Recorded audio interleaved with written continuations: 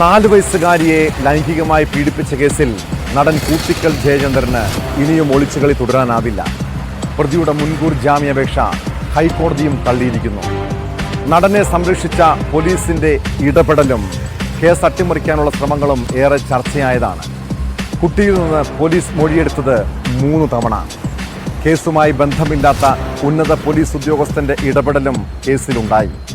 മുൻകൂർ ജാമ്യാപേക്ഷ കോഴിക്കോട് പോക്സോ കോടതി തള്ളിയിട്ടും പ്രതി ഒളിവിലെന്നാണ് പോലീസ് പറഞ്ഞത്. ഒടുവിൽ ഹൈക്കോടതിയും ജാമ്യാപേക്ഷ തള്ളിയതോടെ പോലീസ് നടനെ അറസ്റ്റ് ചെയ്യുന്നു. കഴിഞ്ഞ ജൂണിലാണ് 4 വയസ്സുകാരിയെ പീഡിപ്പിച്ചെന്ന പരാതിയിൽ കൂട്ടിക്കൽ ജയചന്ദ്രനെതിരെ പോലീസ് പോക്സോ വകുപ്പ് പ്രകാരം കേസെടുത്തത്.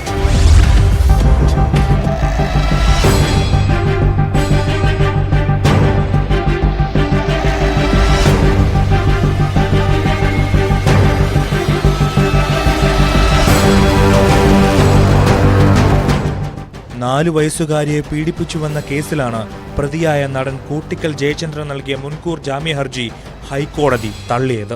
കഴിഞ്ഞ ജൂണിലാണ് കോഴിക്കോട് കസബ പോലീസ് പ്രതിക്കെതിരെ പോക്സോ ചുമത്തി കേസെടുത്തത്.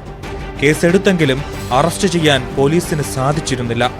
ജയചന്ദ്രൻ ഒളിവിലാണെന്നും താമസ സ്ഥലവും സുഹൃത്തുക്കളുടെയും ബന്ധുക്കളുടെയും വീടും പരിശോധിച്ചുവെന്നുമായിരുന്നു പോലീസിന്റെ വിശദീകരണം. അന്വേഷണം തുടരുന്നതിനിടെ നടൻ കോഴിക്കോട് പോക്സോ കോടതിയിൽ ജാമ്യാപേക്ഷ നൽകിയിരുന്നെങ്കിലും തള്ളിയിരുന്നു. തുടർന്നാണ് മുൻകൂർ ജാമ്യാപേക്ഷയുമായി ഹൈക്കോടതിയെ സമീപിച്ചത്.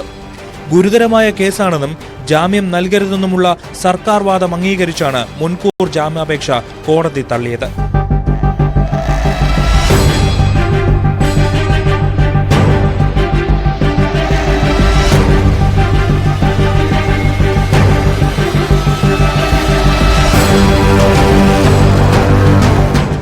ജില്ലാ ചൈൽഡ് പ്രൊട്ടക്ഷൻ യൂണിറ്റിന്റെ നിർദ്ദേശപ്രകാരം കേസിൽ ഇരയായ കുഞ്ഞിൽ നിന്ന് പോലീസ് 3 തവണ മൊഴിയെടുത്തിരുന്നു. കുടുംബ തർക്കങ്ങൾ മുതലെടുത്ത് ജയചന്ദ്രൻ മകളെ പീഡിപ്പിച്ചുവെന്നായിരുന്നു മാതാപിതാക്കളുടെ പരാതി.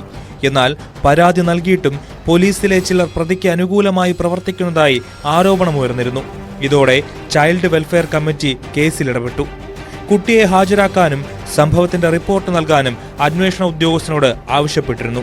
ഇതിനിടെ കുട്ടിയുടെ മൊഴി മാറ്റാനും ശ്രമമുണ്ടായി എന്നും ആക്ഷേപമുണ്ട്.